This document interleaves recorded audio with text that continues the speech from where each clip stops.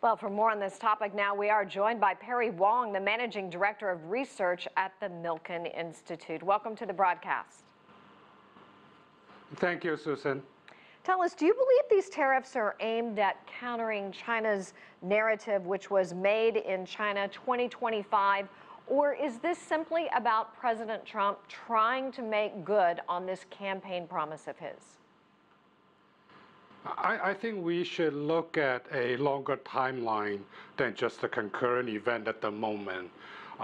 The two nations has a long outstanding trade imbalance, so it's not something new. Now, we are getting to the point that I think the politicians, or any politicians, can pick this up and take it as an initiative to take balance back to what they think would benefit the U.S. the most. So it's not a surprise, but rather the approach that I think shocks us is how determined and how abruptly the policy is being raised or the implementation or proposed implementation is going to take place. We've heard French President Emmanuel Macron coming out against President Trump and criticizing his tactics and the way he negotiated. What would happen if all of Europe backed China in this trade war, this possible trade war? How would the U.S. fare? I think that's a scenario that I think we are all fearful of in dealing. It's not just the Europe. I think EU is a big player. I think if you look at the United States, China, EU, those are the three biggest pieces on the global trading systems. So one, two party in dispute is already troublesome when the three parties all get into the same game and no one, absolutely no one will win. So let's hope that's not the scenario. And also I think we should look at this in not just the US and China trade dispute, the way that we go into now, is how the future of trade is like. Should one nation easily pick up a punishment against another in a blanket manner? So that's not, I think, what the WTO rule is, and that actually will destabilize the system. So I think that's what we don't want to see. You know, President Trump is one not to mince words, especially when it comes to the social media platform Twitter. He was boasting on there, oh, this is easy to win, all right?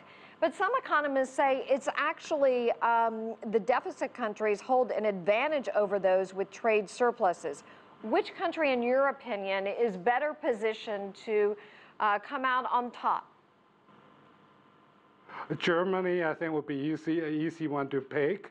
But I somewhat dispute the assertions that there are someone in that trade dispute would have the advantage. I think in long run, as a punishment, not just on the disputed parties, but also on the global trading system and economic growth.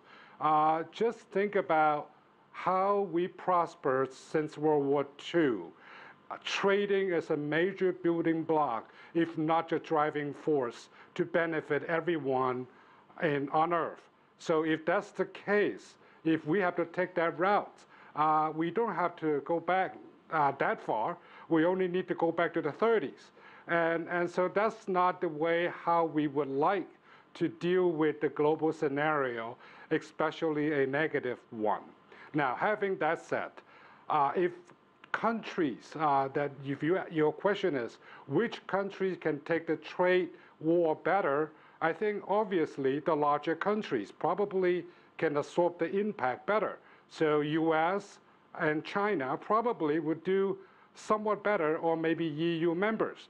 But that cannot be said to other countries in Southeast Asia, Africa, and Latin America. So we ought to be careful and be mindful of what we are asserting in this dangerous game. Are you optimistic that they'll be able to work this out? Yes, I am somewhat optimistic because despite the big thunders and lightnings, I think there are periods that both nations have time to come up with the list rather than a blanket coverage on tariff. That's one. And second, there are 30 days period for public comments, and I hope I hope. Many of the business members in U.S., I think they do have some legitimate concern on their operation in China. They do want a level playing field so they can compete with the Chinese companies fairly and squarely. So some of those are legitimate. So I think in that period, those companies can raise their concern and probably propose some more practical venue into addressing this problem.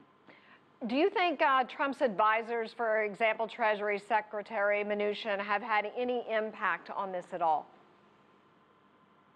Secretary Mnuchin is an old hand, I think, in investment, and I think he is a very pragmatic member of the team. I think he has a global perspective, certainly.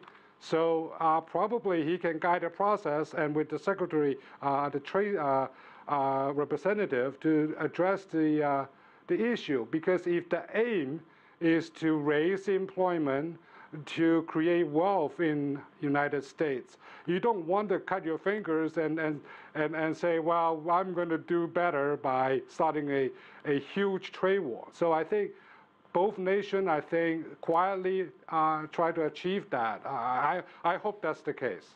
All righty. Well, Perry Wong with the Milken Institute, thank you so much for joining us from Hong Kong.